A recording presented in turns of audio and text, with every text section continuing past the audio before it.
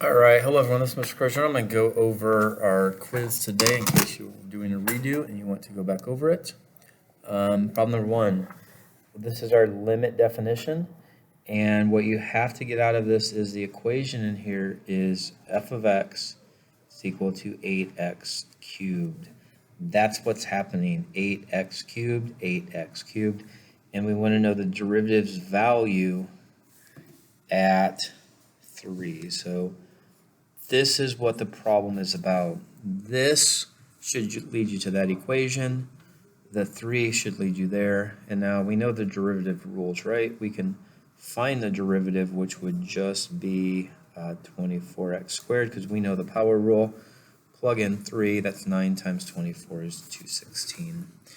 Number 2, as it is right now, you'd have to do the quotient rule. Low d high minus high d low, or we could just divide these all in there, and I think if you do that, you will have that right there. So now we can take the power rule. As it is on the top, requires quotient rule, but if you divide this in there, now we can use the power rule. Down here, average rate of change from day 1 to day 5, well, that's a change of 4 days. So how much money was made? What are the function's values? Well, the output, if I plug in 5 there, that's 50. Plug in a 1 there, that's 6. That's 44. This function went up 44 in a period of 4. So that's 11 for a slope. This says second derivative. I let people do the first or second derivative. Well, the first derivative is take the derivative of cosine, which is negative sine. Let's leave the 2 out there.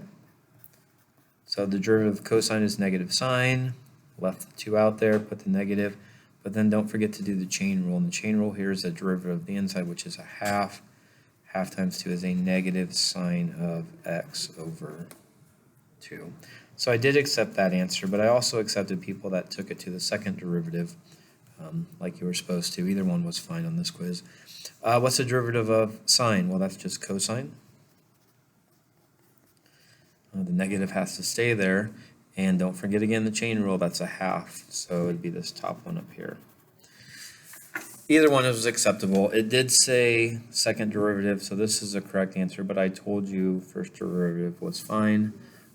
Simple power rule, pull this down, we have a 5 minus 6x now to the 4th, but again, don't forget the chain rule every time. Choice was A. On this one down here, we have to do some implicit differentiation. The derivative here, and we're going to differentiate everything with respect to x, because this is what we have here, dy dx. So the derivative here would be 4y dy dx, because that's the chain rule. 2x, that would be dx dx, nothing. And now we do the power rule, or product rule, sorry. Left function, d right, plus right function, d left, and equal to 0. So now it's just a matter of putting these terms, collecting these, but putting them on the other side. So on this left side over here, I'm going to have a 2x positive and a minus y times 3x squared. And on this side, I have these two terms left, and if I factor out of them a dy dx, I will have left 4y plus x cubed. Divide this over there, and it will match up to that answer right there. So you have to differentiate, use the power rule, always do the chain rule, and then solve for dy dx. Should be an x right there. All right, on the back, tangent line. Well, we already have a point on the graph. So on this function, we have a point right there, and that's that point, and they tell us another point. So all you have to do is find the slope between them. Just subtract them. Let's subtract backwards here. 1 minus 5 is negative 4. This minus this is positive 6, negative 3/2. If you have 2 points, you can find the slope. On this problem here, we have to do the quotient rule, and that would be low d high minus high d low all over low squared. And now you can just go up here and pick out the parts you know. There's low, there's the low function, there's the high function, there's a derivative of the high, derivative of the low. And if I put these in here, I have a 2 and a negative 5 minus negative 3 and a negative 2 and all over a h squared. So you have to pull out, I always write this down and then go up there and there's h, there's g, there's g, there's h prime. All right, the derivative here, well, how do we do log functions? Well, it's a three-part process. It's 1 over the argument, leave it alone, times 1 over the natural log of the base, 3. Even though this is log, this is natural log, and then times by the chain rule, that one goes in the numerator, 1 minus x, or 8x. 3 parts, 1 over the argument, 1 over the natural log, and then the chain rule. That'll match up to A most.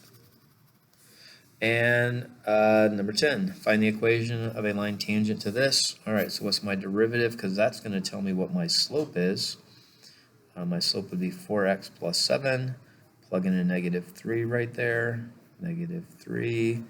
And the value at negative 3 would be negative 12 plus 7 is negative 5.